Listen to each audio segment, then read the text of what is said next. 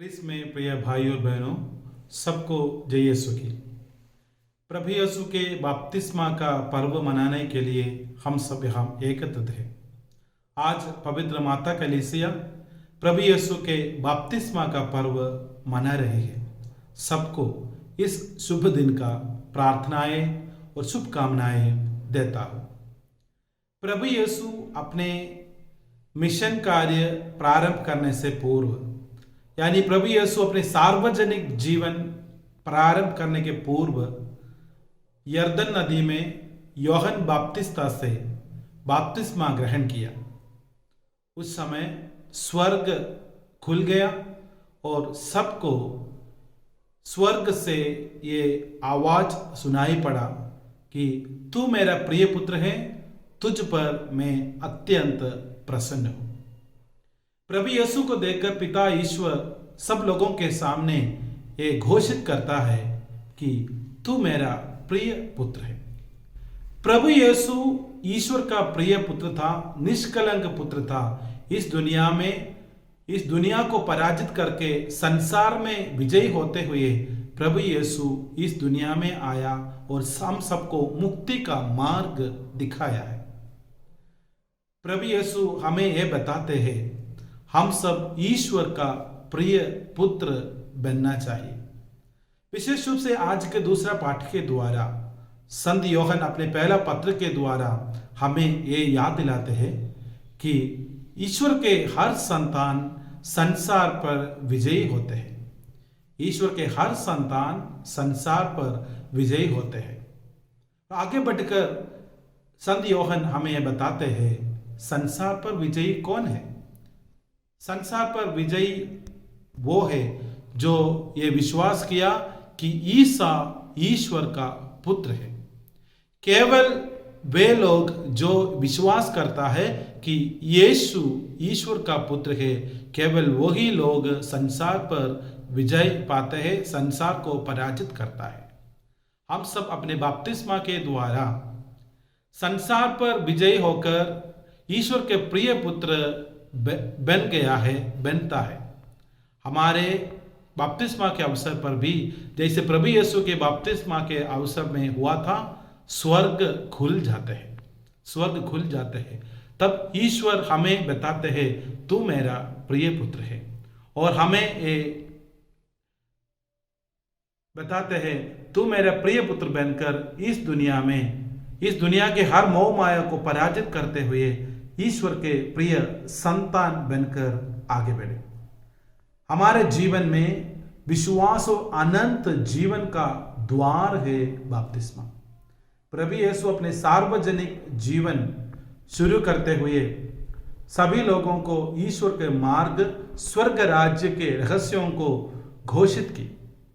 जैसे प्रभु यीशु के बपतिस्मा के अवसर पर प्रभु यीशु बपतिस्मा के बाद सार्वजनिक जीवन के द्वारा सभी लोगों को ईश्वर के बारे में, स्वर्ग राज्य के रहस्यों को घोषित की, वैसे हम भी अपने बपतिस्मा के द्वारा ईश्वर से एक वरदान स्वीकार करते हैं। और हमारे बपतिस्मा के अवसर पर हमें भी एक कर्तव्य सौंपा गया है कि हम सब ईमानदारी से हमारे विश्वास के जीवन जिए। हमारा सबसे बड़ा कर्तव्य है कि सुसमाचार का सक्रिय प्रचारक बने। सुसमाचार का सक्रिय प्रचारक कैसे बन सकते हैं?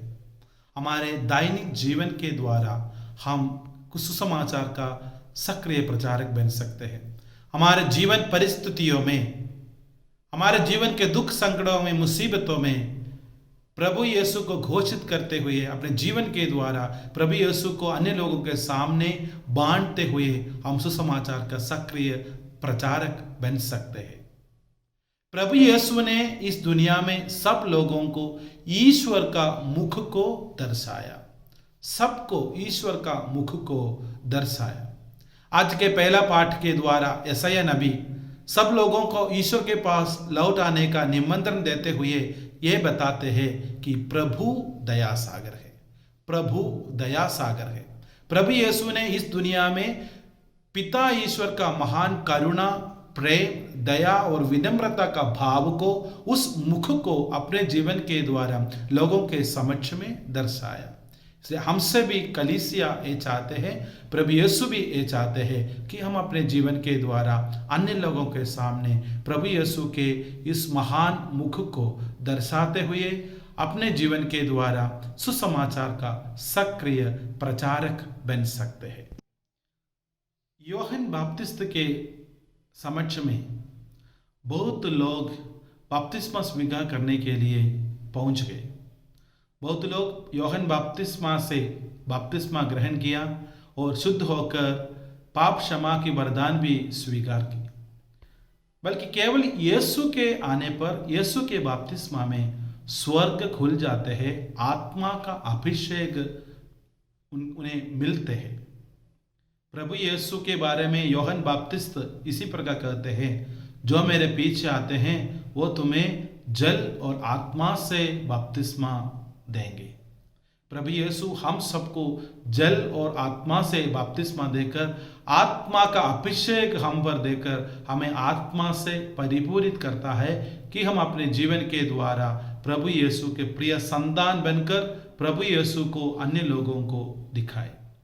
कभी कभी हम ये सोचेंगे, ईश्वर का प्रिय पुत्र प्रभु यीशु को बपतिस्मा स्वीकार करने का क्या आवश्यकता थी? प्रभु यीशु के लिए बपतिस्मा इसलिए अनिवार्य था कि वे अपने जीवन के द्वारा ईश्वर के इच्छा को पूरी करें।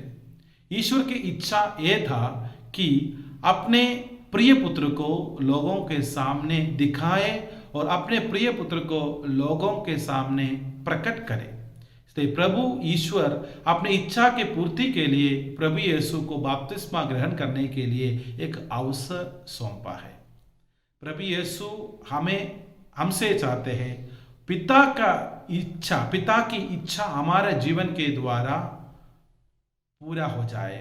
हम पिता के योजनाओं को पूरा करते हुए हमारा जीवन आगे बढ़ाए और बिताए। प्रभु यीशु हमसे ये चाहते हैं हम अपने जीवन में ईश्वर की इच्छा का प्रचारक, ईश्वर की इच्छा का पूर्ति करने का एक व्यक्ति और ईश्वर की करुणा और प्रेम का और शांति का वाहक बन जाए। इसलिए कलीसिया आज हमसे भी चाहते हैं, हम भी बपतिस्मा के द्वारा एक कर्तव्य को स्वीकार किया है कि इस दुनिया में प्रभु ईश्वर का इच्छा का पूरा करने के व्यक्ति यानी प्रभु ईश्वर की प्रेम और शांति का वाहक और प्रचारक बने। आज के पहला पाठ के द्वारा पिता ईश्वर का वाणी को हमें यशायाह नबी इसी प्रकार बताया है कि पिता ईश्वर कहते हैं, मेरी वाणी मेरे मुख से निकल कर कभी भी व्यर्थ नहीं लौट आती है। इच्छा पूरी करने के बाद ही ईश्वर की वाणी ईश्वर के पास लौट आती है। तो हम ईश्वर की इच्छा को जैसे प्रभु यीशु अपने जीवन के द्वारा पूरा किया, हम भी ईश्वर की इच्छा को पूरा करने के लिए विशेष रूप से प्रयत्न करें और पवित्र आत्मा के अभिषेक से हम सब सबल बन जाए, हम सब इस दुनिया में सशक्त बन जाए कि हम अपने जीवन के द्वारा प्रभु ईश्वर के वचन का, सुसमाचार का सक्रिय प्रचारक बने। हमारे इस महान कर्तव्य को पहचानते हुए उस कर्तव्य को निभाने के लिए हम आगे बढ़े। प्रभु यीशु हमें आशीष प्रदान करे। आमीन।